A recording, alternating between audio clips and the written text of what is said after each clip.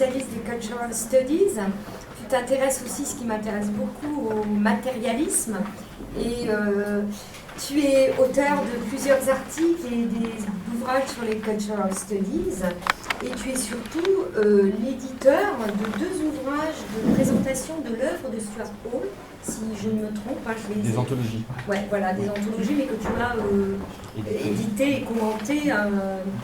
Donc, alors moi je l'appelle 1, mais je crois qu'elle ne s'appelle pas 1, Identité et Culture 1. Mais c'est parce qu'il y a eu 2 qu'on appelle 1, c'est ça, C'est ça. Voilà. Politique des Cultural Studies en 2007 aux éditions Amsterdam. Et Identité et Culture 2, cette fois-ci, ça porte bien le titre, Politique des différences, donc en 2013 aux éditions Amsterdam. Eh bien, je vais te laisser la parole, et puis après, peut-être que ce sera Sarah qui animera les débats. Voilà. Merci beaucoup. Alors on m'a demandé aujourd'hui de dresser un portrait de Stuart Hall. C'est un exercice bien difficile, étant donné que Stuart Hall a vraiment résisté à incarner une figure d'autorité, vu qu'il a souvent regretté d'être une sorte de tableau vivant des Cultural Studies, et vu qu'il a toujours préféré le nous au jeu. Alors si l'identité, comme Stuart Hall l'a souvent dit, est un récit fondé sur une cohérence fictive, la tâche de présenter celle de Stuart Hall sans la figer semble évidemment nécessairement vouée à l'échec. Quel récit pourrait rendre compte de la singularité d'un tel parcours, tout en s'attachant à saisir au plus près les dissonances internes, les tensions et les discordances? L'ampleur de la tâche, évidemment, est immense et les risques innombrables, mais c'est toutefois sur cette voie quelque peu difficile que je vais essayer de m'avancer aujourd'hui, en tentant de déployer un récit biographique des engagements politiques de Stuart Hall. Je souhaite en particulier évoquer 3 moments du parcours de vie de Stuart Hall, caractérisés par 3 lieux: Kingston, Oxford et Birmingham. Mon exposé couvre donc sa jeunesse, ses années de formation et son temps au sein du Centre for Contemporary Cultural Studies, où sont nées donc les Cultural Studies. Je vais m'attarder en particulier sur cette dernière partie, en essayant de rendre compte de la lutte qu'il a menée pour faire vivre au sein de l'Université de Birmingham un collectif critique. Et évidemment, ce projet n'est pas sans écho aux expériences personnelles et politiques qui ont été les siennes à Kingston et à Oxford. Alors, Stuart Hall est né à Kingston en 1932, dans une famille de classe moyenne, auprès d'un père qui travaille dans une entreprise bananière états-unienne, The United Fruit Company, au sein de laquelle il va progressivement gravir les échelons. La mère de Stuart Hall, elle, ne travaille pas, et elle est issue elle a un background familial qui est un petit peu différent. Sa famille est plus aisée que celle du père de Stuart Hall. C'est une famille de propriétaires de plantations et dont la teinte de peau est moins foncée. Stuart Hall écrit « Ma mère était pratiquement convaincue qu'elle était anglaise. Elle pensait que l'Angleterre était la mère patrie. Elle s'identifiait avec le pouvoir colonial. » Hall se trouve évidemment loin de partager ce type d'identification, lui qui a le teint le plus foncé de la famille. J'ai toujours eu, dit-il, dans ma famille, l'identité de celui qui vient d'ailleurs, celui qui n'a pas sa place, celui qui était plus noir que les autres. Il porte très tôt un regard lucide sur la position sociale de son père, qu'il voit évoluer parmi des cadres blancs qui le regardent de haut. Et très tôt, il refuse de subir les mêmes humiliations. Il rejette ce monde blanc auquel ses parents aspirent et se lie d'ailleurs d'amitié, dit-il, avec de jeunes garçons noirs que ses parents refusent d'accueillir chez eux lorsqu'il les invite. Les tensions coloniales habitent le foyer même où il grandit. Ma propre identité, écrit-il en 92, s'est largement construite sur un certain type de refus des modèles personnels et culturels que l'on m'a donné à voir. Je ne voulais pas, comme mon père, supplier pour que l'on m'accepte dans la communauté des expatriés américains et anglais. Et je ne pouvais pas m'identifier avec ce vieux monde de la plantation et ses racines dans l'esclavage, dont ma mère parlait comme de l'âge d'or. Je me vivais plutôt comme un garçon jamaïcain indépendant. Dans la culture de ma famille, il n'y avait toutefois pas de place pour une telle position subjective. L'année de ses 17 ans, un événement déterminant va marquer son parcours. Sa sœur tombe amoureuse d'un jeune étudiant en médecine venu de la Barbade. Bien que cet étudiant soit issu de la classe moyenne, les parents de Hall vont refuser que leur fille entretienne une relation avec lui parce qu'il est noir. La sœur de Stuart Hall fait alors une grave dépression nerveuse que ses parents vont tenter de soigner en ayant recours à un traitement par électrochoc. Elle ne s'en remettra jamais véritablement et vivra le reste de sa vie dans la maison familiale à s'occuper de ses parents. Très marqué par l'histoire de sa sœur, Hall raconte rétrospectivement que c'est à ce moment-là qu'il a su qu'il faudrait partir, vivre loin de cette famille. Alors que sa sœur vit un puissant drame personnel, le mouvement pour l'indépendance prend de l'ampleur en Jamaïque. Et Hall s'identifie de plus en plus fortement avec ce mouvement. Il se dit anti-impérialiste, dans une famille au sein de laquelle ce changement en cours est plutôt regardé avec amertume. Le fossé avec sa famille devient un gouffre et pour ne pas sombrer, Hall va se jeter à corps perdu dans ses études, avec une passion toute particulière pour la littérature et pour l'histoire. Mais à l'université, il découvre aussi le marxisme. Il dévore le Capital, le manifeste du Parti communiste et les écrits de Lénine sur l'anti-impérialisme. Le capitalisme occidental l'intéresse toutefois moins que la façon dont les écrits marxistes peuvent participer d'une réflexion sur la situation coloniale. Selon ses propres termes, l'intérêt de Hall pour la question économique émane alors avant tout, je cite, d'un point de vue colonial. C'est en 1951 que Hall va rejoindre l'Angleterre lorsqu'il obtient une bourse d'études pour aller étudier à Oxford. Lors des premières années, il va fréquenter surtout des cercles d'expatriés, des étudiants venus de la Jamaïque, de Trinidad, de la Barbade, de la Guyane, avec lesquels il discute politique et avec lesquels il rêve d'un monde décolonisé. Il nourrit à ce moment-là le projet d'un retour à Kingston, où il pense pouvoir jouer un rôle politique, comme ses amis expatriés qui ont rapidement fini par retourner dans leurs pays respectifs pour occuper des fonctions politiques ou économiques de premier ordre. Son réseau amical va donc rapidement commencer à se déliter suite à ses retours aux pays successifs. Et c'est à ce moment-là qu'il va rencontrer le philosophe Charles Taylor, avec qui il va fonder un cercle de réflexion politique au sein de l'université d'Oxford, un cercle qui s'appelle The Socialist Society. Ce cercle a ceci d'atypique dans le contexte britannique de l'époque, qu'il associe des intellectuels post-coloniaux et des marxistes britanniques, ainsi que des intellectuels, disons, du monde d'extrême gauche, avec des intellectuels du Parti travailliste. Les membres de ce cercle ont avant tout en commun l'adhésion à un marxisme non dogmatique, c'est le terme qu'emploie Stuart Hall, et une opposition forte à la fois au stalinisme et à l'impérialisme. C'est après la création de ce cercle que Hall va obtenir une seconde bourse qui va lui assurer de rester en Angleterre, et c'est à ce moment-là qu'il prend la décision de rester en Angleterre. Cette seconde bourse est une bourse doctorale, et Hall commence une thèse sur le romancier états-unien Henry James. Sa thèse doit porter alors sur deux aspects du travail de James. D'un côté, la manière dont James rend compte dans son œuvre littéraire de l'opposition culturelle entre l'Amérique et l'Europe, et puis une autre dimension qui est la manière dont James déstabilise dans le récit la première personne du singulier. Donc là, il y a une figure déjà de décentrement du jeu qui va continuer de hanter d'une certaine façon les travaux de Hall. Hall, toutefois, n'ira pas au bout de cette thèse. Il va l'abandonner en 1956. Il avait en effet alors le sentiment qu'il ne pouvait plus traiter les questions politiques qui commençaient à brûler en lui en des termes, je cite, purement littéraires.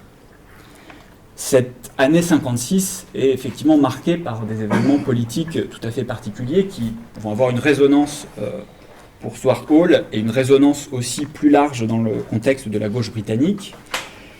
D'une part, il y a l'invasion de la Hongrie par l'Union soviétique et de l'autre, la crise du canal de Suez avec l'occupation de la zone du canal par des troupes françaises et britanniques. Cette double actualité va constituer l'étincelle qui conduira à la création de ce qu'on a appelé la New Left. Cette nouvelle gauche, dont Hall compte parmi les membres fondateurs, naît à Oxford du rapprochement de deux collectifs organisés autour des revues New Reasoner et Universities and Left Review. La première revue est fondée par les historiens E.P. Thompson et John Saville, et elle est née d'un projet de dissidence vis-à-vis du Parti communiste, en particulier afin de dénoncer la complaisance du Parti communiste britannique vis-à-vis du stalinisme. La seconde revue, dans laquelle Hall est rédacteur, la Universities and Left Review, est, elle, portée par un collectif tout à fait différent. Les membres ne sont pas issus du Parti britannique, ils sont plutôt assez éloignés des partis politiques, ils sont plus jeunes et ils se sont pour la plupart politisés lors des mouvements étudiants des années 50. Le rapprochement entre ces deux collectifs va s'opérer en 1960 de manière formelle avec la création de la revue New Left Review, dont Hall va prendre la tête et dans laquelle on compte E.P. Thompson, Perry Anderson ou encore Raphaël Samuel. La ligne éditoriale de la revue, alors elle est complètement marquée par cette double question de l'anti-stalinisme et l'anti-impérialisme. Mais la revue a aussi pour projet de renouveler la pensée à gauche. Alors, le contexte est très particulier, puisque dans les années 50, le Parti travailliste a subi une série de défaites électorales. Et l'analyse que fait Hall dans cette conjoncture, c'est que la défaite serait liée à l'incapacité des travaillistes à saisir la mutation sociale et économique en cours. Cette mutation pour Hall, c'est celle de l'avènement de la société de consommation, sur fond de développement de la culture de masse et de l'accroissement du temps de loisir. Les travaillistes ont sur cette question une position sans nuance, de rejet de la société de consommation et qui entraîne aussi un rejet même de la possibilité de penser cette société de consommation. Tandis que de l'autre côté, les conservateurs ont une position politique qui consiste à surfer sur le sentiment de prospérité émergent, ce dont témoigne leur slogan dans cette période « You never had it so good ». La vie n'a jamais été si douce. Dans ce contexte, Hall comprend la nécessité de prendre au sérieux la nouvelle société qui éclot. Il comprend l'importance de soumettre à l'analyse critique la culture du loisir naissance.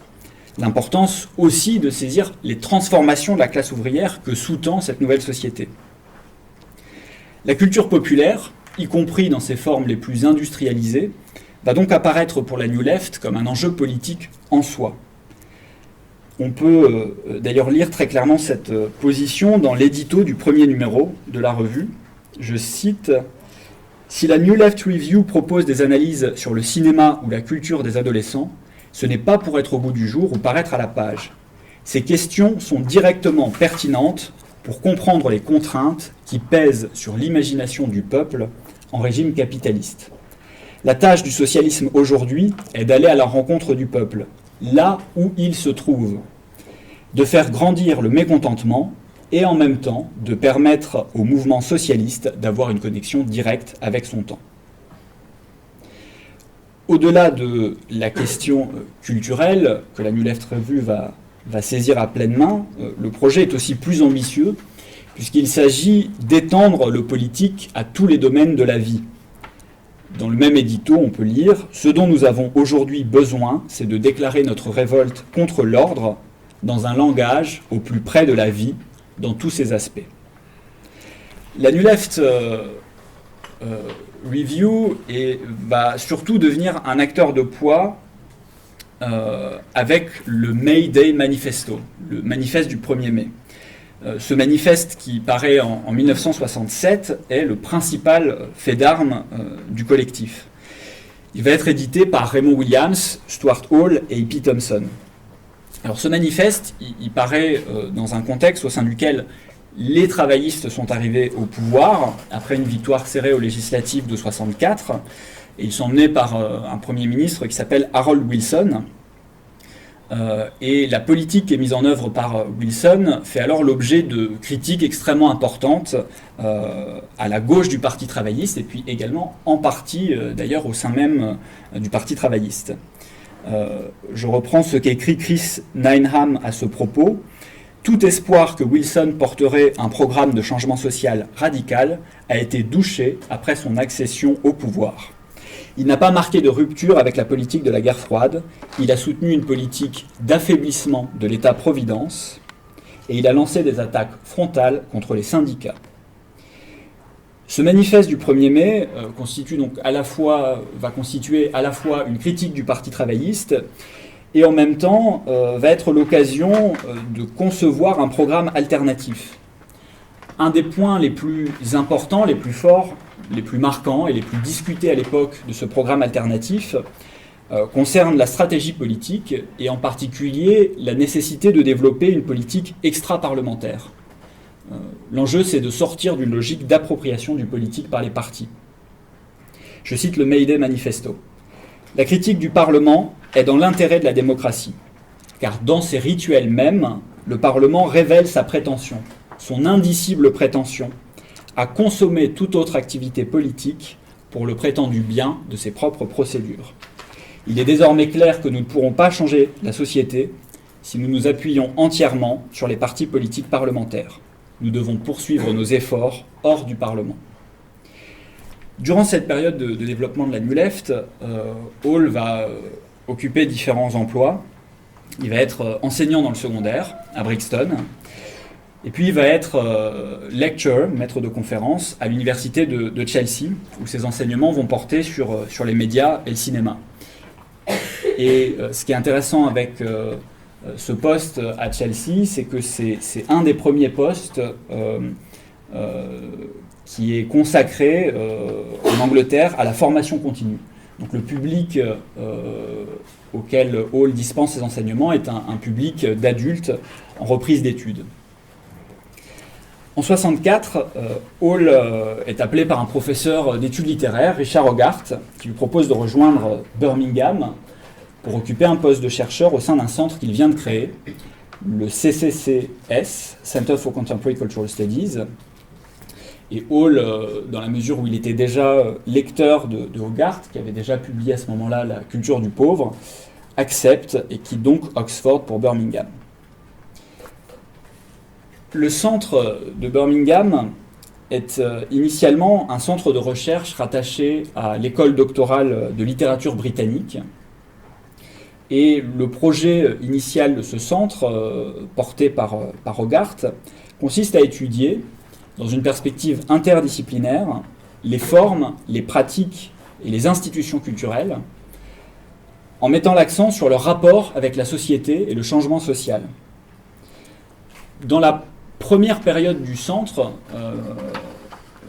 qui est la période entre 1964 et 1968, le projet qui va être développé porte très fortement la marque des travaux de Hogarth, puisque durant ces 5 années, la méthode d'analyse critique littéraire, la méthode d'analyse de la critique littéraire va être extrêmement centrale, et elle sera mise au service d'une compréhension des transformations des modes de vie ouvriers. Les travaux qui sont conduits s'appuient sur une définition anthropologique de la culture, empruntée à Raymond Williams, une définition selon laquelle la culture est un ensemble de pratiques sociales articulées et qui participent du processus de formation d'une communauté. Cette définition de la culture par Williams va prendre au fur et à mesure une densité plus importante au sein du centre, au point d'amener à une sorte de décentrement des textes vers les contextes dans lesquels ils sont produits, dans lesquels ils circulent et dans lesquels ils sont consommés. Ce déplacement des textes au contexte va évidemment ouvrir à une rencontre de la théorie littéraire avec la sociologie, qui elle-même va amener progressivement à interroger le rôle que jouent les discours et les pratiques médiatiques dans la construction sociale de la réalité, puisque la notion de texte elle-même va être étendue à tout un ensemble de pratiques. Et c'est aussi cette rencontre de la sociologie et de la théorie littéraire qui va amener à appréhender les subcultures juvéniles qui se développent alors en Angleterre comme autant de signes d'un changement social qu'on peut caractériser comme un changement au sein duquel les biens de consommation courante se trouvent convertis en insignes identitaires. L'exemple évidemment le plus célèbre est celui de l'ouvrage de Dick Ebdige, Subculture, le sens du style. L'organisation du centre dans cette période est assez traditionnelle. elle se conforme aux principes qui sont ceux de la verticalité académique. Hogarth dirige le centre, secondé par Stuart Hall, et les doctorants sont tenus à l'écart des espaces de décision. Les importantes mobilisations qui vont survenir toutefois en 1968, mobilisations étudiantes, qui vont conduire au sein de l'université de Birmingham à des occupations des bâtiments, vont complètement bouleverser la dynamique même qui est celle du centre. Les doctorants du Centre for Contemporary Cultural Studies sont très mobilisés. Une des grandes figures de la mobilisation étudiante, c'est d'ailleurs Lawrence Grossberg, qui n'a passé que 2 ans à Birmingham, mais bon, dans ces 2 ans, il y avait cette mobilisation-là. Et les doctorants, à la fin de la mobilisation, eh bien, vont nourrir un ressentiment assez important vis-à-vis de Hogarth, qui siège au conseil d'administration de l'université, qui n'a pas soutenu la mobilisation, et qui n'a pas soutenu surtout la revendication principale de ce mouvement, qui portait sur une démocratisation des processus de décision au sein de l'université. Hogarth, dans ce contexte, va donc se trouver de plus en plus marginalisé et de plus en plus mal à l'aise par rapport à ce qui commence à devenir une des lignes de force du centre, qui est une forme de socialisme à ce moment-là assez radical. Hogarth se définit comme un socialiste de centre-gauche. Il a une position plutôt de rejet du marxisme et il va se trouver donc dans des situations assez difficiles. Alors il en raconte une qui est assez intéressante dans le 3e volume de ses mémoires, qui n'a pas été publié en France, puisqu'en France on a un volume sur les 3 qui raconte sa trajectoire. Il raconte une commission d'admission des doctorants, dans laquelle quelques doctorants siègent, et face à une candidature, une discussion va se conduire qui porte sur la ligne du centre, la ligne théorique et politique du centre. Les doctorants jugent que le candidat n'est pas assez à gauche. Une des doctorantes va alors dire publiquement, pour défendre cette position, « Nous sommes une cellule rouge. Nous n'avons pas de temps à perdre avec la ligne libérale humaniste de Hogarth. » Donc il y a un contexte d'hostilité qui est extrêmement fort, qui va conduire Hogarth à quitter le centre, à céder son poste de directeur à Hall en 1968, d'abord de manière informelle, puis en 1971 de manière formelle, lorsqu'il va partir pour devenir assistant directeur général de l'UNESCO. La seconde période qui s'ouvre, entre 68 et 79, qui est donc la période dans laquelle Hall dirige le centre, est une période caractérisée par la montée du marxisme au sein du centre. Une montée qui se traduit par la lecture des marxistes structuralistes, en particulier Althusser, et d'une branche britannique du marxisme caractérisée par son humanisme, en particulier Edward Thompson. L'incompatibilité entre ces 2 options ne tarde pas toutefois à éclater au grand jour. Comment en effet concilier l'idée d'une primauté de l'expérience humaine, c'est ce que défend Thompson, avec l'idée de la suggestion de l'expérience humaine à l'idéologique, la thèse défendue par Althusser. Comment tenir ensemble une perspective humaniste qui met l'accent sur le rôle des agents dans le mouvement de l'histoire et une perspective anti-humaniste qui considère le sujet comme un effet des structures. Cette période se clôt ainsi sur une crise théorique majeure entre ces 2 perspectives qui va répliquer au sein du centre de Birmingham la crise qui plus largement parcourt le champ marxiste britannique et qui va s'exprimer de la manière la plus forte en 1979 à l'occasion du History Workshop organisé au Ruskin College, qui est alors il s'agit d'un colloque, je crois que c'est tous les 2 ans, qui réunit l'ensemble des marxistes. Et lors de ce colloque a été organisé un débat autour du livre alors récemment publié de Edward Thompson, qui s'appelle « Misère de la théorie », contre Althusser et le marxisme anti-humaniste. Et un débat est organisé entre Thompson, Stuart Hall et Richard Johnson. Richard Johnson est une figure qui a un parcours assez intéressant. Il va être recruté au sein du centre de Birmingham par Hall durant cette période. C'est un marxiste, au départ plutôt proche des positions de Thomson, qui progressivement va basculer dans le structuralisme et qui va consacrer toute une partie de sa carrière à essayer de réconcilier les deux options.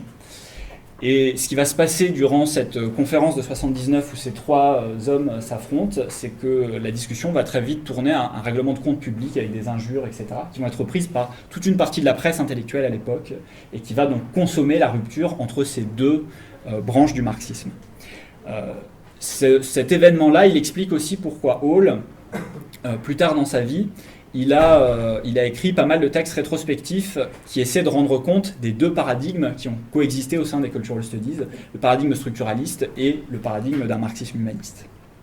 Et d'ailleurs, une des voies possibles de convergence entre ces deux options, ça va être le détour par Gramsci. Et c'est aussi la raison pour laquelle Gramsci émerge à ce moment-là du centre. Il émerge en fait parce qu'on en a un usage qui est un usage de médiation. Parallèlement à cette éclosion du marxisme dans le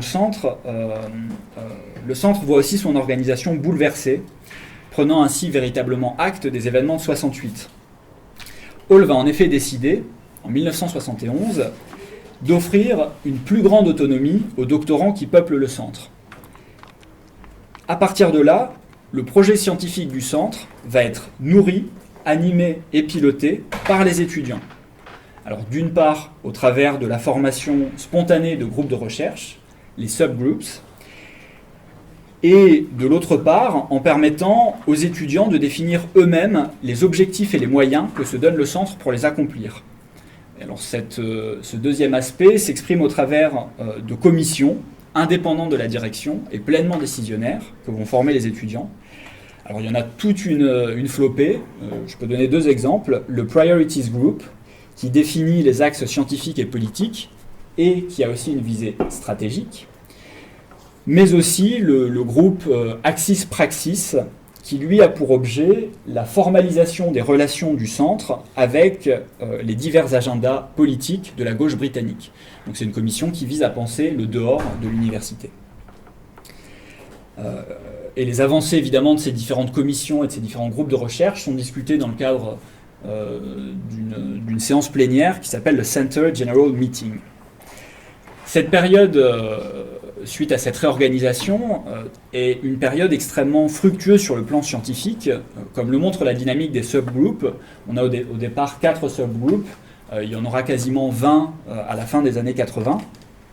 Et ces subgroups vont être en quelque sorte le laboratoire d'un certain nombre de studies, alors évidemment pas de toutes les studies, mais en tout cas, cette articulation très particulière entre le politique et le théorique, autour d'un paradigme qui est redéfini en partant d'un objet, cette dynamique-là émerge en particulier au sein du centre de Birmingham.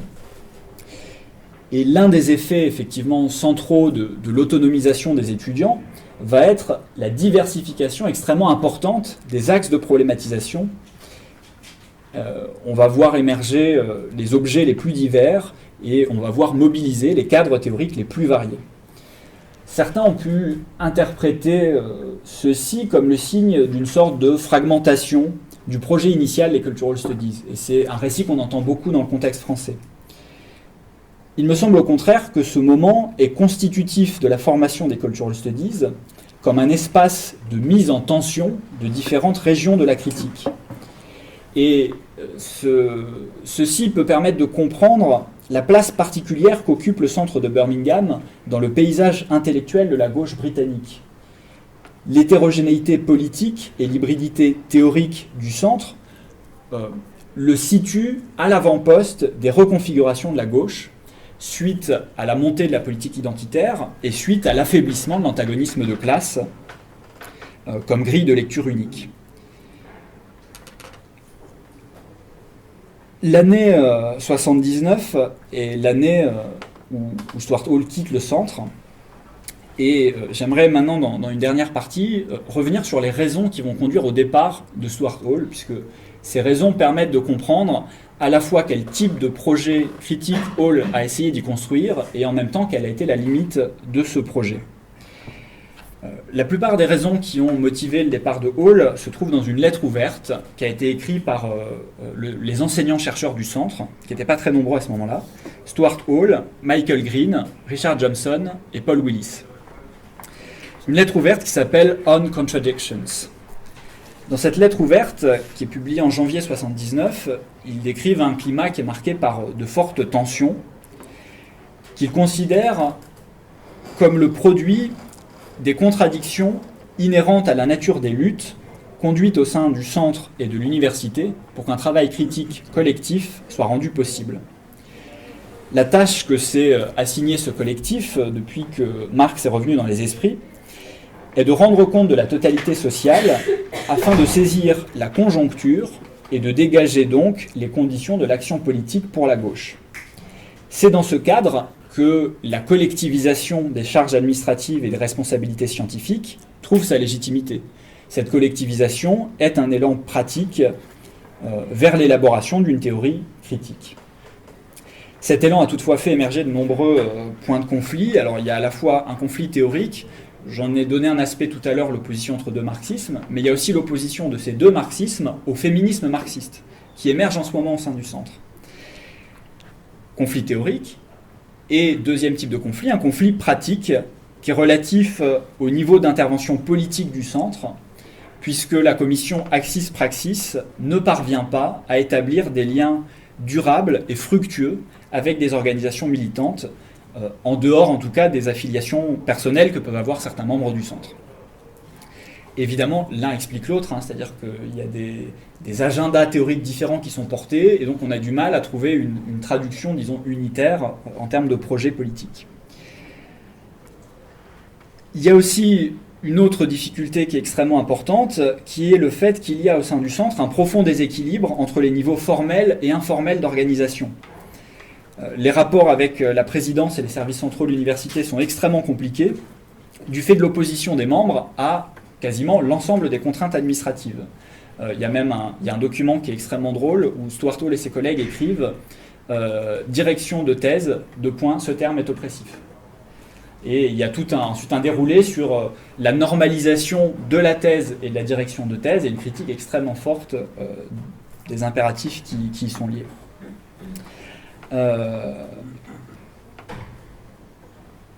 Les décisions d'ordre administratif au sein du centre sont très compliquées à prendre. Beaucoup de décisions vont dans le sens du blocage ou de l'opposition frontale à l'administration. La forme que prend donc la collectivisation, d'une part fait fi des coûts administratifs et d'autre part fait fi des coûts humains qui lui sont liés. Dans une lettre ouverte, la secrétaire du centre écrit « Je me rappelle avoir dit plaintivement à Stuart Hall « La démocratie c'est bien, mais ça s'étend rarement au bureau des secrétaires. » Cependant, selon Hall et ses collègues, le choix devrait, au sein de cette institution intellectuelle dominante qu'est l'université, implique, si l'on veut produire un savoir politiquement utile, d'accepter certaines contraintes formelles afin que l'on puisse dégager l'espace nécessaire à certaines pratiques alternatives. L'enjeu pour Hall est de développer une stratégie de long terme pour la transformation interne de l'université, afin qu'elle ne serve plus les intérêts du bloc de pouvoir, mais ceux des classes et fractions de classes subalternes, pour reprendre un langage gramscien qui est le sien à l'époque.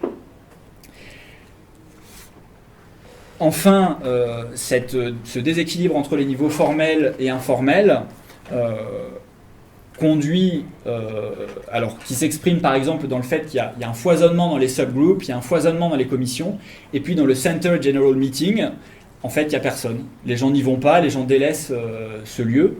Ce qui conduit Hall à dire que le collectif est particulièrement souple, à tel point que cette souplesse a conduit à un décentrement du centre. Je cite, « Il n'y a pas un centre, mais plusieurs ».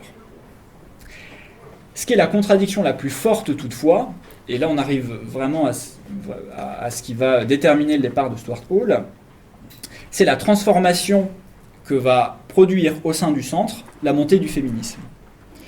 C'est une montée qui est progressive, qui commence en 1969, puisque la réflexion sur ce qu'on appelle alors à l'époque dans le centre la politique sexuelle va s'exprimer dès le premier projet collectif du centre, amorcé en 1969, et qui est un projet qui porte sur la représentation des femmes dans la presse populaire. Alors, on ne peut pas dire que ce projet soit explicitement féministe. Il aurait pu l'être parce qu'il y avait déjà ce bouillonnement du mouvement social féministe dans la société britannique. Mais c'est néanmoins un projet qui interroge sous un angle critique les torsions idéologiques relatives à la représentation du mariage dans la presse populaire. Et il y a notamment une critique assez virulente de l'institution du mariage, alors dans ce que les gens racontent du projet, parce qu'une particularité, c'est que ce projet a disparu. On n'en a aucune trace. Moi, j'ai travaillé dans les archives du centre, alors il y a des notes en fait manuscrites, mais c'est quand même compliqué de restituer un projet collectif de cette manière-là.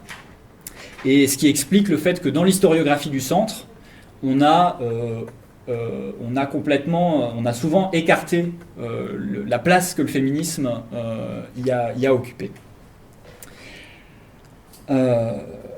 Le féminisme, toutefois, va s'affirmer, va devenir un marqueur du centre, plutôt à partir du début des années 70, grâce au subgroup, avec d'abord l'apparition du Women's Studies Group en 1974, puis du groupe Women and Fascism en 1978, et enfin avec la création d'un groupe non mixte au sein de l'université de Birmingham, donc, baptisé Women's Forum. Alors, la création de ce groupe non mixte a fait l'objet d'un certain nombre de débats. Les femmes du centre qui ont présenté ce projet en 1976 devant le Center General Meeting ont fait face à une désapprobation assez massive de la part des doctorants, des collègues. Et c'est Stuart Hall qui a mis fin au débat en soutenant l'initiative et en affirmant « Si je n'étais pas aujourd'hui le seul noir du centre, un groupe noir non mixte aurait déjà été créé ». Par-delà ces trois groupes féministes, les problématiques féministes vont s'imposer aussi dans les travaux des autres groupes de recherche déjà établis, en révélant leur androcentrisme. La transformation des modes de problématisation est d'ailleurs telle qu'à partir de 1977, le féminisme marxiste est vu comme l'axe central du centre. Ce dont atteste un document d'octobre 1978 du Priorities Group. Le féminisme marxiste a été décrété priorité scientifique et politique de l'année. En 1978, la prédominance du féminisme marxiste dans le débat qu'anime le centre atteint son apogée avec la publication de l'ouvrage collectif Women Take Issue, qui est en fait un numéro spécial de la revue Working Papers in Cultural Studies que publie le centre. Alors ce changement, aux yeux des enseignants-chercheurs du centre, qui, vous l'avez constaté, sont tous des hommes, ce changement leur apparaît absolument radical, à tel point qu'ils parlent dans leurs lettres du féminisme marxiste comme étant devenu une orthodoxie au sein du centre. Et bien que Hall et ses collègues essayent de situer le débat à un niveau théorique, en appelant à une large réflexion sur les diverses conceptions du féminisme et de leurs articulations avec le marxisme, il y a néanmoins un malaise, parce que cette transformation des cultural studies n'a pas conduit à une transformation des pratiques de travail et de leurs implicites genrées. Dans leur lettre ouverte, Hall et ses collègues en évitent par exemple soigneusement la question pourtant cruciale de la division sexuée du travail et de la distribution sexuée des légitimités. Aussi, la réponse à leur lettre ouverte va-t-elle être cinglante, une réponse qui va être notamment celle du subgroup Sexual Politics, qui écrit « Le CCCS est une institution qui, comme de nombreuses autres institutions, repose sur une division sexuée du travail. Ce n'est pas un hasard si la secrétaire est une femme et les enseignants-chercheurs des hommes. » Ce groupe reproche aussi à l'équipe menée par Hall de passer sous silence l'histoire de la relation complexe du centre avec non seulement le féminisme, mais avec les femmes. Comme le note par exemple Charlotte Brunsdon, je cite « Il est vrai que chaque étudiante inscrite au centre à l'université de Birmingham dans les années 70, savait qu'aucune femme n'y avait jamais soutenu de doctorat. » Contrairement aux hommes, c'est-à-dire qu'à ce moment-là, il y a à peu près 25 hommes qui ont soutenu leur doctorat dans le centre. Alors ceci s'explique tout simplement parce que l'investissement dans le collectif et dans ces tâches ingrates, autant que les arbitrages individuels entre impératifs politiques de la recherche et valorisation de la recherche au profit d'un parcours personnel, sont extrêmement marqués par les socialisations genrées. Et ceci est sans doute redoublé également par le fait que, comme les déclarent les femmes du Women's Group, il était extrêmement difficile de participer au groupe de recherche du CCCS en raison de la domination masculine qui s'exprimait dans le travail intellectuel et dans l'environnement lui-même. Au moment de la publication de la lettre ouverte, les échanges entre les doctorantes et les enseignants-chercheurs sont extrêmement tendus. Et dans les archives du centre, il y a tout un tas de documents qui parlent même d'une altercation entre Hall et un groupe de doctorantes. Alors je ne sais pas exactement de quoi il s'agissait, mais en tout cas ça donne une idée de l'état de tension. Et Hall va essayer d'apaiser ces tensions dans un premier temps avec une action institutionnelle assez forte, c'est-à-dire qu'il va véritablement militer pour une création de poste au sein du centre avec un profil théorie féministe. Ce qui va faire d'ailleurs assez tôt par rapport à l'histoire de l'institutionnalisation des études féministes en Grande-Bretagne, mais malheureusement ça va lui être refusé, le centre n'étant pas en odeur de sainteté avec la présidence. Dans ce contexte, il y a toutefois une conférence qui va mettre le feu aux poudres, c'est-à-dire là on passe de la tension à vraiment l'explosion. Une conférence que Stuart Hall va prononcer dans un colloque de l'autre côté de l'Atlantique, à l'université de l'Illinois, dans laquelle Hall porte un regard plus ou moins rétrospectif sur l'histoire du centre et sur les reconfigurations successives de son projet. Et dans cette conférence, il va présenter de manière très maladroite l'émergence du féminisme comme, je cite, une interruption dans le travail du centre. Alors je cite une phrase qui est une des phrases peut-être les plus commentées de Stuart Hall en Grande-Bretagne, alors qui n'est pas une phrase... Comme un voleur dans la nuit, le féminisme est entré par effraction. Il a fait irruption, a fait un bruit inconvenant, s'est emparé du temps et a chié sur la table des cultural studies. Et là, je reprends vraiment le niveau de langage qui est celui de l'expression en anglais. Lorsque Hall revient au centre quelques jours après cette conférence, vous vous en doutez bien, l'expression malheureuse est sur toutes les lèvres. Et dans le tourment des réactions que va déclencher la nouvelle de sa conférence, Hall dit rétrospectivement qu'il va alors ressentir ses propres limites, ses propres difficultés à modifier en profondeur sa conception du pouvoir, pour reconfigurer non pas simplement son cadre théorique, ce qu'il avait fait en partie, ce qu'il était en capacité de faire, mais véritablement se laisser affecter par le féminisme. Il est revenu en 2013 sur ces moments de doute. C'est le dernier entretien qu'il va accorder. Cet entretien, il a été diffusé. C'est un entretien avec Kieran Connell. Il a été diffusé de manière intégrale au colloque anniversaire des 50 ans des Cultural Studies. Hall était mort 2 mois avant le colloque. Et dans ce film, il consacre une très longue partie de l'entretien à s'excuser en fait pour cette phrase malheureuse. En fait, il parle clairement aux anciens du centre et c'est assez touchant. Voilà ce qu'il dit. Lorsqu'on en vient à la question de l'autorité et du pouvoir, on se rend compte qu'on n'est pas aussi transformé que l'on penserait l'être, ou que l'on devrait l'être. La pratique est plus forte que la conviction. J'étais convaincu. Je n'étais pas féministe, parce qu'à dire vrai, je ne pense pas que les hommes puissent être féministes. Pour moi, ce serait comme un syndicat de propriétaires d'esclaves. Mais je peux comprendre le féminisme et essayer de changer mon comportement en suivant cette direction. Quelque part, toutefois, des résidus d'autres choses étaient toujours en moi et s'exprimaient. Et bien qu'à ce moment-là, je n'avais pas décidé de partir, je me suis dit, c'est fini. Il accepte alors le poste qu'on lui propose à l'Open University, dont la mission est tournée vers l'enseignement à distance et la formation continue, et il quitte Birmingham. Alors, ce départ de Stuart Hall, il peut être vu comme la dernière étape de la lutte inachevée qu'il a menée pour faire vivre un collectif critique au sein de l'université de Birmingham. Et évidemment, si les difficultés ont été réelles et si l'amertume ressentie par certains membres l'a été tout autant, il est toutefois difficile de lire ceci comme un échec.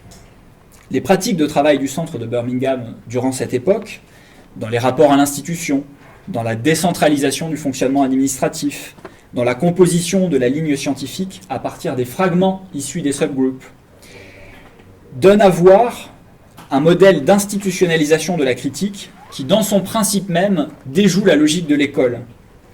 D'une certaine façon, l'institutionnalisation de la critique qu'on voit ici à l'œuvre est une institutionnalisation incomplète et imparfaite. Ce qui, à mon sens, est sans doute l'une des conditions de la puissance de la critique. Et en fait, ce que Hall est parvenu pour moi à institutionnaliser, c'est les conditions de la conflictualité. C'est-à-dire que sa conception de la critique, c'est la possibilité de la conflictualité. Le collectif du centre est un collectif troué de contradictions qui porte un projet scientifique d'une grande plasticité et une conception de la critique ouverte, ce qui a pleinement participé de la mise en cause, de la remise en cause des modèles traditionnels de production de la connaissance. D'abord, parce que cette ouverture à la transformation du projet du centre par des forces internes et externes est ce qui va lui permettre de tirer très tôt les conséquences épistémologiques de la politique identitaire. Ensuite, parce que, au-delà évidemment de la critique du positivisme et des formes de connaissance qui ignorent la conflictualité sociale, c'est le fondement même de l'université que les pratiques du centre mettent en cause. Sa bureaucratie, sa hiérarchie formelle, son individualisation des trajectoires individuelles, son insularité face au bouillonnement des mouvements sociaux. Évidemment, le coût d'une telle remise en cause, depuis le cœur même de l'institution, ne peut être qu'une cohorte continue de contradictions. C'est sans doute le prix à payer pour le changement des pratiques scientifiques et pour la mise en acte, telle que l'a souhaité Stuart Hall, d'une science critique qui puisse avoir une utilité pour les luttes sociales. Je vous remercie.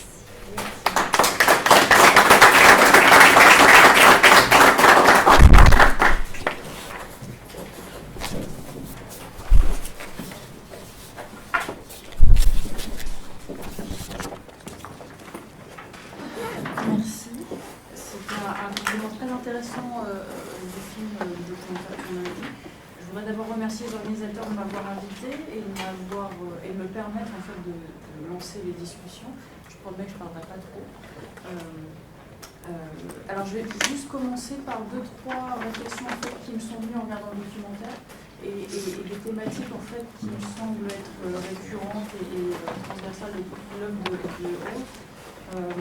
La première, et ça paraît évident, mais en même temps, voilà, comme je suis en train de travailler sur une interrogation sur la philosophie de l'engagement, ça veut dire quoi l'engagement, et comment on le pense d'un point de vue philosophique sans être philosophe, parce que moi je suis historienne, et c'est ce qui apparaît comme une trame constante en fait dans l'œuvre de Hall, et comment, comme tu disais pour terminer, comment la science devient un instrument critique pour devenir un instrument social. Et c'est ce qui apparaît constamment dans ce documentaire. Pas simplement l'élaboration scientifique comme objet et comme activité qui peut être ludique pour nous universitaires, mais il faut que ça ait une fonction en dehors. Et ça, c'est quelque chose qui apparaît constamment. L'engagement intellectuel doit devenir un engagement politique pour avoir une validité. Il faut qu'il y ait une validité sociale, sinon on sent que ça ne sert à rien pour eux. Et du coup, ça m'interroge sur nous, qu'est-ce qu'on fait dans quelle mesure on est en capacité, on est aussi engagé dans ce genre de réflexion. C'est pas forcément une obligation, mais pour le coup, travaillons pour une partie d'entre nous sur des communautés qui sont placées en marge, même si ces communautés,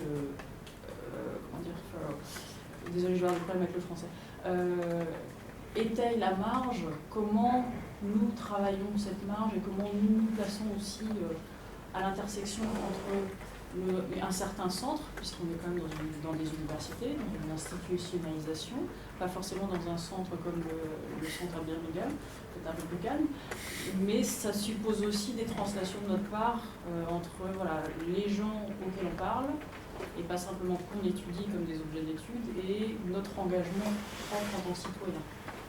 Question ouverte. Et du coup, la question de l'articulation, en fait, est aussi quelque chose, comme tu disais, de récurrent. Comment l'articulation peut être un instrument de la pensée, comment ça permet de passer entre des différents espaces, entre différentes identités.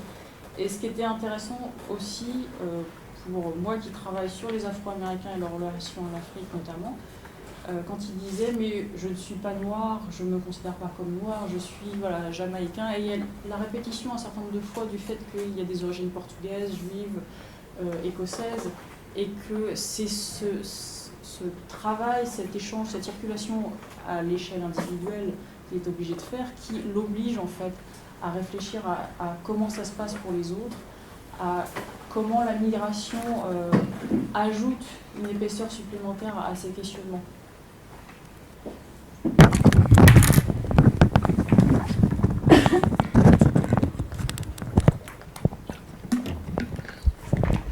Ça me rappelait également aussi la question de la négociation, qui est quelque chose aussi de récurrent avec Ray.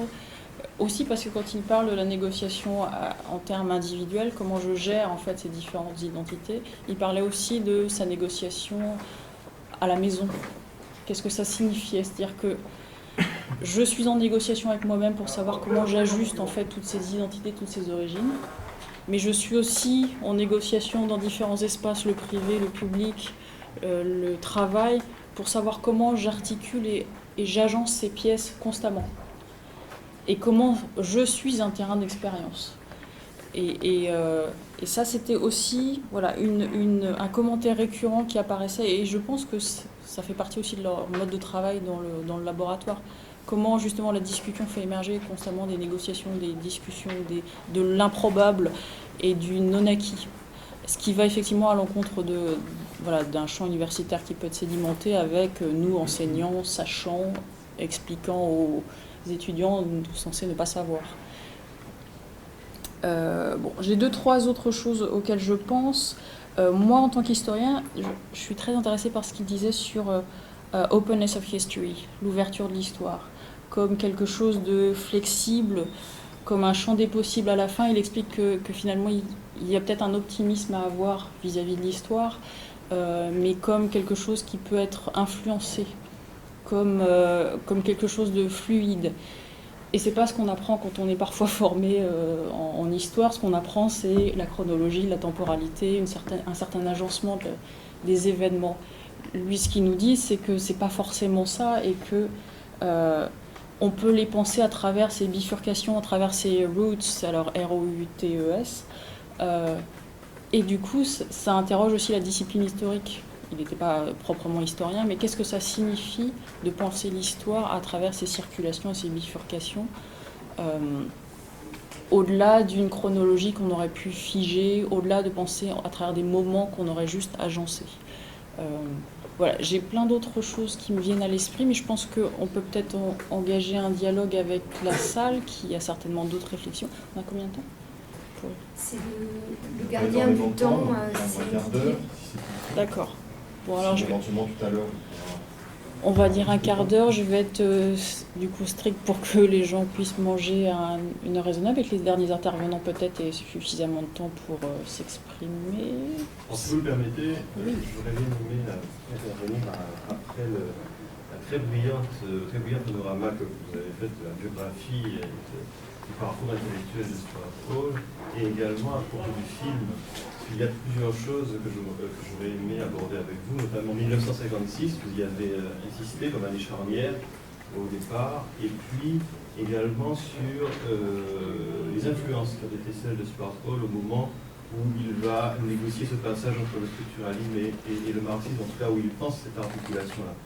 Mais avant de revenir à cela, ce que je voudrais dire avant tout, c'est combien les témoignages qui ont été livrés par Stuart Hall, et que vous connaissez certainement mieux que moi en termes d'écrits qu'il a laissés, en tout cas que l'on a pu voir dans ce film qui est absolument remarquable, combien ces témoignages rejoignent certaines occurrences francophones qui m'apparaissent tout à fait parallèles quant à la réflexion sur l'arrivée de celui qui va devenir intellectuel, mais l'arrivée de l'antillais issu en l'occurrence des Antilles anglophones dans ces années 50, dans une société en l'occurrence anglaise qui n'est pas la sienne, et à quel point ce contact va modifier durablement non seulement les positionnements identitaires qui sont ceux de l'intellectuel en devenir, mais également la pensée qu'il va développer par la suite sur l'interculturalité et en l'occurrence pour lui sur les cultural studies.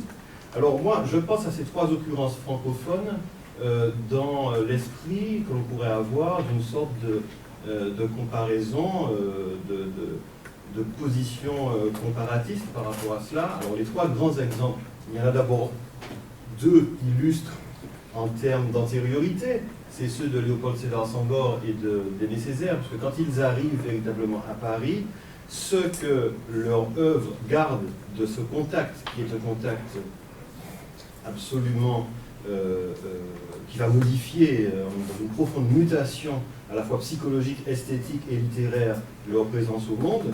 Moi, je pense à Senghor dans ses Chants d'ombre en 1945, je pense bien entendu à Aimé Césaire de ce qu'a été au pays natal, mais alors je pense tout particulièrement, vous comprendrez notre obsession à l'Institut de tout le monde pour cela, au glissant du soleil de la conscience.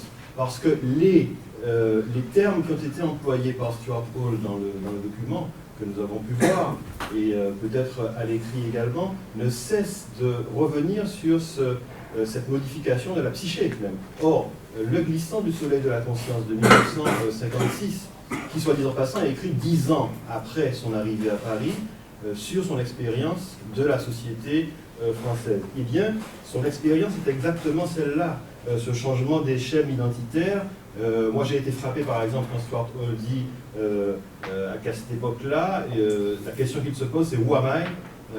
I'm the one who's refusing that identity ». Et c'est exactement cela, à la fois un effet miroir qui est créé par cette arrivée, et là-dessus, glissant à un terme qui est très synthétique et qui peut peut-être rejoindre l'expérience de Stuart Hall, dans Le Soleil de la conscience, il dit ceci, j'avais développé le regard du fils et la vision de l'étranger.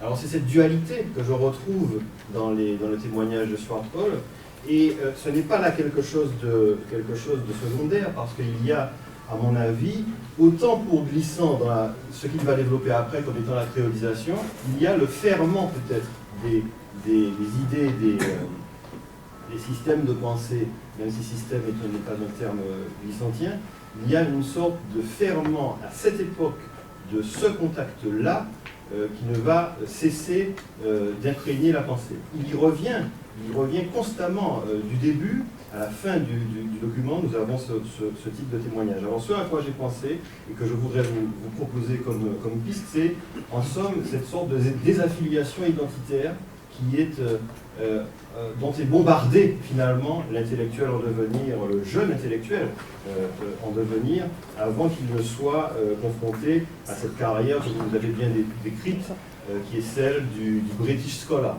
Bon. La dernière chose que je voudrais vous dire, je vais être très rapide là-dessus, ouais, la dernière chose que je voudrais vous dire comme piste simplement, c'est est-ce que vous ne pensez pas qu'en Grande-Bretagne, cet effet d'étrangeté a été accru par le fait que la Grande-Bretagne finalement n'a pas connu le mouvement négritude, n'a pas connu le mouvement césarien, n'a pas connu le mouvement senghorien. Est-ce que vous pensez qu'il y a là une piste, et puis les deux questions que j'avais à vous poser, eh bien, elles seront passées à la trappe. Voilà, c'est ce que je voulais vous... Au déjeuner. Je vais peut-être laisser répondre parce que la question était longue. Oui. Je vais pas répondre sur tout, parce que vous êtes plus spécialiste de Senghor, de Césaire et de Glissant que moi. Donc je serais bien en peine de faire ce travail de comparaison que vous avez fait, mais je suis assez convaincu par l'exposé que vous venez de faire. Peut-être que ce que je pourrais apporter, c'est plutôt sur cette idée effectivement que dans l'expérience de Hall, je suis d'accord avec vous lorsque vous dites qu'il y a un phénomène de désaffiliation identitaire. Effectivement, l'expérience de la migration, telle que Hall la raconte, est une expérience de la mise à distance perpétuelle d'un chez-soi. Il y a d'ailleurs un de ces très beaux articles qui s'appelle « Chez soi de loin », puisque c'est une sorte d'horizon qui est finalement inatteignable. Ce qui est particulièrement intéressant par rapport à la trajectoire de Hall, c'est qu'il va mettre finalement assez longtemps à faire de cette expérience le socle d'une théorie décoloniale ou postcoloniale, et qu'il va mettre un certain temps également y compris à mettre sa connaissance du marxisme au service d'un projet d'analyse du racisme qui existe dans le contexte britannique. Mon exposé était voilà, il y a un temps déterminé, donc je ne pouvais pas aller bien au-delà. Mais au moment où il part en 1979, qu'est-ce qui se passe dans le centre? Il y a l'émergence du groupe Race and Politics, avec Paul Gilroy, avec Pratibha Parmar, avec Azel Garbi, etc. Et Hall, exactement en même temps, commence à travailler sur la race, alors notamment en regardant de quelle manière Gramsci peut être employé pour penser les questions relatives au racisme. Donc en fait, il va s'écouler une période très longue, alors même qu'on le voit au début de son parcours, il regarde le corpus marxiste depuis un point de vue colonial, mais on n'a pas cette conversion qui est complète. Et Hall identifie, alors c'est une histoire qu'il raconte, hein, c'est un récit qu'il fait, il identifie un moment un peu tournant, c'est un moment où il retourne à Kingston, il n'est pas retourné souvent apparemment, il retourne à Kingston et il parle avec sa mère, et sa mère lui dit et alors en Angleterre, j'espère que tu n'es pas devenu un de ces migrants. Et puis après, elle a commencé à divaguer sur le fait que les migrants repartent chez eux, etc. Et il dit, lui, c'est à ce moment-là que je me suis dit, bah si, c'est moi en fait. En fait, mon identité, et une identité qui pour moi est utile à la fois politiquement et sur le plan de la pensée, c'est cette identité de migrant. Au regard du Suisse et la vision étrangère. Exactement, donc effectivement, il y a un parallèle très fort. C'est présent dans le film d'ailleurs. Ouais, c'est une citation. Il raconte ça dans le film. Voilà. Oui, j'étais très intéressé dans votre présentation par cette question c'est une autre articulation, mais l'articulation de formes de radicalité politique et des enjeux institutionnels qui sont derrière. On a presque l'impression que la conflictualité politique était presque... Et puis la radicalité des engagements était autorisée par une situation institutionnelle. Alors, c'est bien que c'est au cœur du projet des Cultural Studies. Alors la question précise que je voulais savoir, c'est finalement quand il quitte Birmingham et qui sont... Parce qu'en se faisant embaucher par l'Open University, il entre dans un tout autre contexte institutionnel. Alors, je voulais savoir si ça avait été, s'il s'est expliqué là-dessus. Est-ce que c'est aussi une prise de position politique? Parce qu'on pourrait dire Open University, enfin moi je ne sais pas comment ça a évolué, mais que c'est un modèle maintenant qui est porté par l'ultralibéralisme, enfin qui est pas tellement rassurant, enfin sur on voit ce que ça peut devenir peut-être là-bas et puis ailleurs. On va peut-être prendre une ou deux questions supplémentaires avant que Maxime. Ouais, j'avais juste. Je posais la question tout à l'heure en introduction du lien avec Bourdieu, c'est à peu près la même génération, etc. Il y a un rapport périphérie-centre aussi. Bourdieu, c'est quand même un Béarnais. Son dernier texte, c'est quand même sur son expérience très dure, du passage dans l'institution parisienne, etc. C'est pas son monde. Il y a des parallèles à faire. Il y a un rapport au marxisme aussi qui est tout à fait le même et qui existe. Voilà. Juste une question de détail sur sa thèse. Alors, il n'a pas fini celle de littérature. Soit j'ai eu un blanc, j'ai zappé, soit il n'en a pas fait, ou je sais pas. Donc voilà, ça c'était une question factuelle. Puis après, sur l'évolution intellectuelle, moi je me demande s'il n'a pas été pris, bon ça rejoint un peu ce qui a été dit, on le voit dans le film, bon, moi j'ai eu du mal avec deux moments. Un moment sur le changement, sa théorie du changement, j'ai du mal à comprendre qu'est-ce qu'il dit vraiment. Est-ce qu'il y a deux points de vue qui ont évolué dans le temps? L'un qui dit qu'un changement, c'est toujours avec ce qui existe, les systèmes symboliques antérieurs, et l'autre, c'est de la fluidité, c'est de la contingence. Donc ça, c'est le moment postmoderne, et il a adhéré au moment postmoderne, et il est devenu effectivement le produit qu'on attendait de lui dans le monde académique. Il y avait un deuxième point théorique, mais je m'en souviens plus. Enfin, qui me gênait. Enfin, oui, c'est ça. C'est d'être.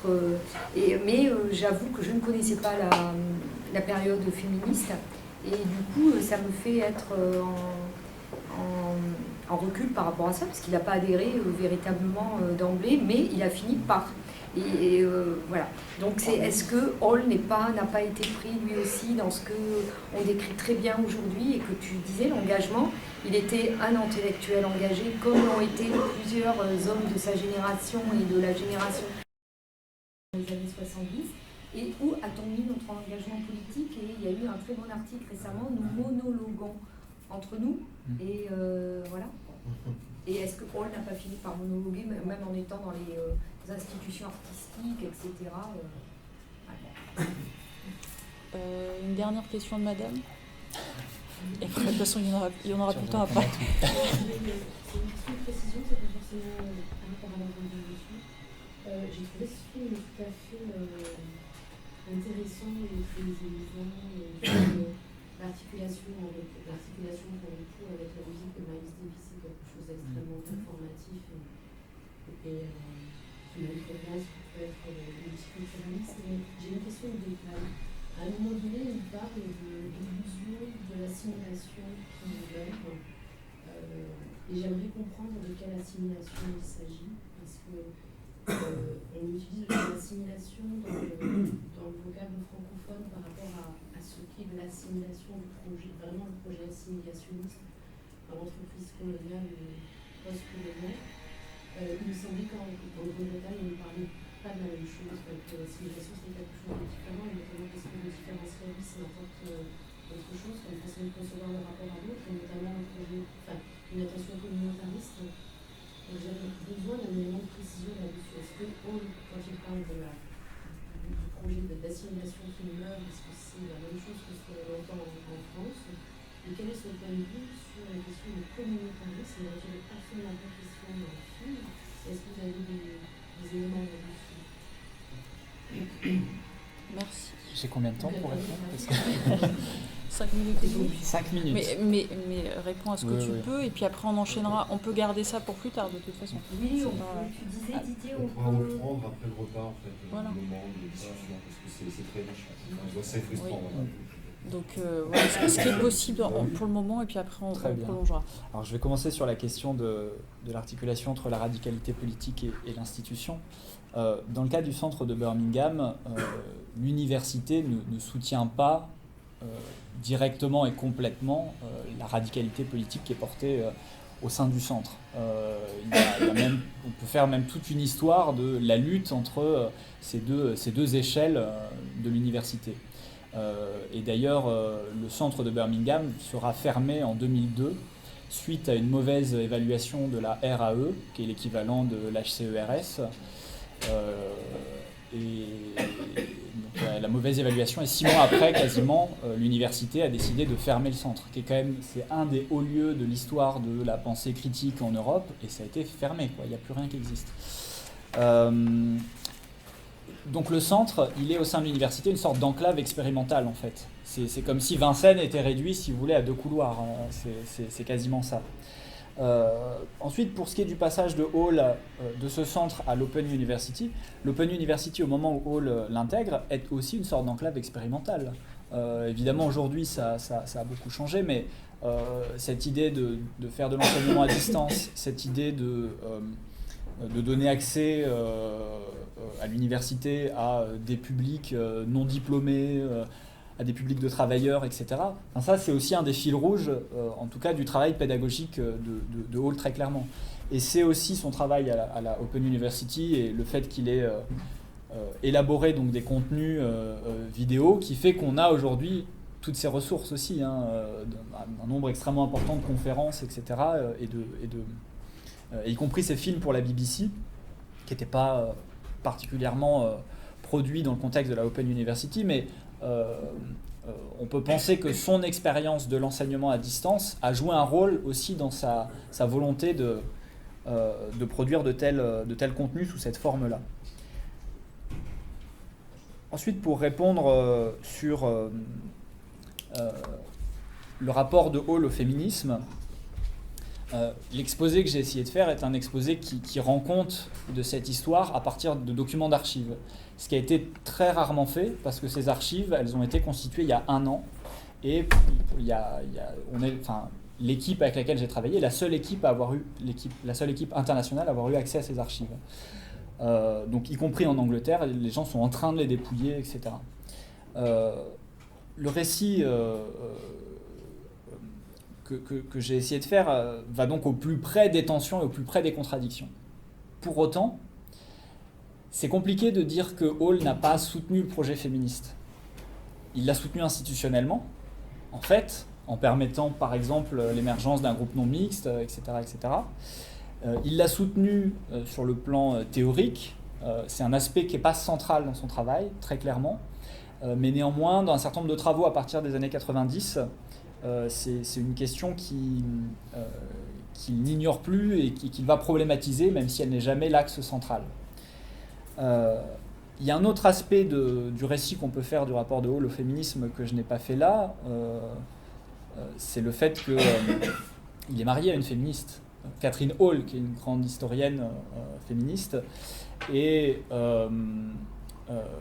il y a deux figures comme ça dans son histoire. Il y a d'un côté, évidemment, cette présence de sa sœur qui va le hanter. Il en parle.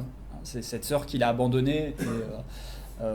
Et effectivement, leurs destins différents sont extrêmement liés à des questions de genre. Et ça, il en a une grande conscience. Donc je pense que tout ce qu'il dit à la fin de sa vie en disant j'ai pas réussi à me transformer moi-même, etc., c'est lié évidemment à cette histoire-là. Et puis ensuite, il y a certains textes dans lesquels il raconte aussi qu'au moment où il y a toutes ces tensions au sein du centre, en fait, il vit les mêmes tensions dans son couple. Et donc il y a des niveaux où le politique et le personnel, évidemment, se répliquent, se répondent, s'entrecroisent, et tout ça devient extrêmement compliqué. Voilà. Ce que moi j'ai envie de mettre en avant avec cette réflexion sur Hall et le féminisme, c'est pas de dire Hall n'était pas féministe, etc. Je crois que c'est pas l'enjeu. C'est de dire que cette figure intellectuelle-là, elle est pétrie de contradictions et qu'il faut partir de ces contradictions pour arriver à penser quelles sont les formes concrètes de l'engagement. Voilà. Et puis je dirais juste peut-être une toute dernière chose. Vous parliez de la conception ou la théorie du changement qu'aurait Hall. Je ne sais pas si je peux vous répondre vraiment là-dessus de manière concise, mais dans ce que vous disiez, vous pointiez le fait qu'il y avait comme deux modes qui se répondaient. Un mode, alors que moi je pouvais entendre comme un mode, en tout cas ayant affaire avec le marxisme, et puis un mode plus, vous disiez postmoderne, je dirais post-structuraliste. Effectivement, il y a une cohabitation de ces deux modes chez Stuart Hall. À partir d'un moment précis qui est plutôt à partir de la fin des années 80 et c'est en particulier très net sur les questions de race, je trouve. C'est-à-dire qu'au milieu des années 80 il y a un tournant, c'est-à-dire qu'il va passer en gros de 80 à 85, vous avez plutôt des textes sur théorie marxiste du racisme, et puis ensuite en fait il commence à lire les post-structuralistes et à utiliser les post-structuralistes aussi pour penser les rapports de race. Et en fait, ce qui se passe dans cette période, c'est la même chose qui se passait au sein du centre dans les années 70. C'est-à-dire que là où on construit une opposition dans l'ensemble du champ scientifique, lui, qu'est-ce qu'il va faire ? Il va essayer d'articuler les deux. Voilà. Donc c'est aussi une particularité de sa pensée, c'est institutionnellement organiser le conflit entre des perspectives différentes, et puis dans son travail intellectuel, c'est plutôt penser des formes d'articulation, d'imbrication pour produire des modes de pensée autres.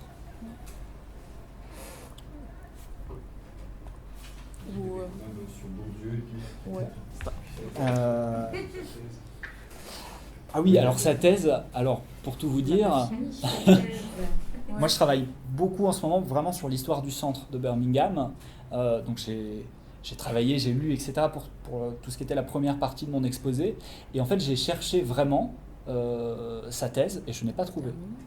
Donc je ne peux pas vous répondre en fait, mais c'est possible qu'il n'ait pas fait de thèse, parce qu'à l'époque c'était aussi courant. Oui, donc, c'est aussi possible d'être... Effectivement, donc moi je... Enfin que je sache, il l'a pas terminé. Moi à ce stade c'est mon hypothèse, mais moi c'est ce que j'ai pas compris, trouvé. C'est qu'il avait jamais terminé, qu'il était arrivé à un point d'avancement. Oui, c'est ça qui est un peu étrange dans le film, ils disent qu'il a ouais. Et ah oui, non, bien sûr. La thèse sur Henry James, en tout cas. C'est peut-être pour ça qu'il a ce profil souvent de bouquins, pas de bouquins d'auteurs, etc., qui ont fait un... Ouais, Mais Bourdieu n'a pas de thèse et il a écrit ses bouquins. Ça revient à la question de Bourdieu à laquelle tu vas donc répondre. Oui, si. Donc il a thèse, à Greg, il a le À Greg, oui, philo, thèse. Non, il a une thèse. Ah, seulement. On va vérifier, on va googliser.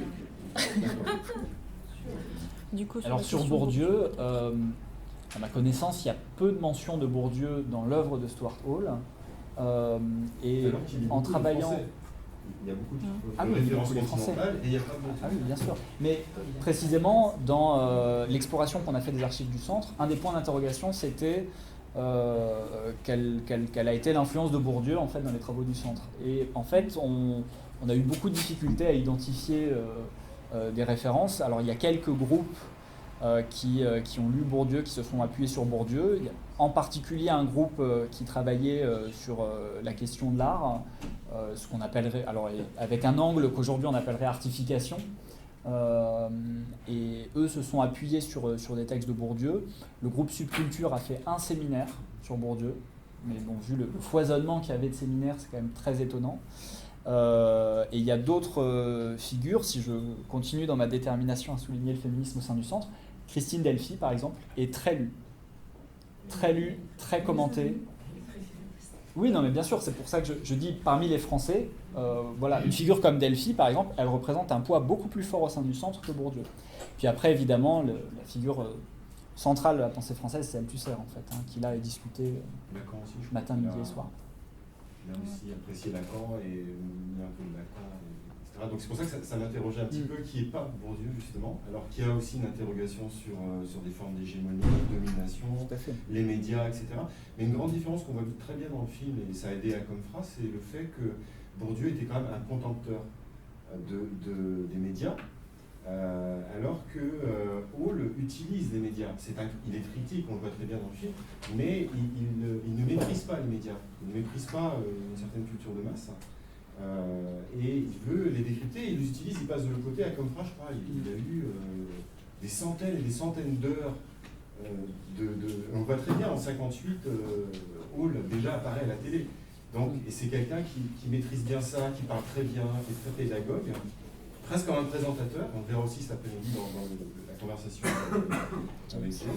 Alors que Bourdieu, au contraire, a toujours été méfiant, en guerre contre les médias. Je trouve que c'est intéressant de les mettre en parallèle parce que c'est à peu près la même génération avec les mêmes problématiques. Mais Laurent Jean-Pierre a une hypothèse intéressante. Il dit que pour expliquer, alors lui il dit ça pour expliquer la raison pour laquelle Stuart Hall finalement est arrivé tardivement en France. Il dit qu'il n'y avait pas de besoin structurel, disons, de ce type de pensée-là, parce que Bourdieu, d'une certaine manière, occupait le même type d'espace, et notamment du fait d'un certain nombre de proximités qu'on peut déceler entre la pensée de Bourdieu et la pensée de Gramsci. Voilà. Et donc, sans doute, on peut aussi penser à l'inverse, qu'il n'y avait pas de nécessité structurelle de Bourdieu dans l'espace britannique, en tout cas dans l'espace qui était celui occupé par les cultural studies. C'est une hypothèse. Il y avait la question de Madame sur les simulations. Oui, alors en fait, comme j'étais pas là ce matin pour la projection, j'ai du mal à recontextualiser une phrase très précise parce que je me rappelle pas du contexte. Voilà.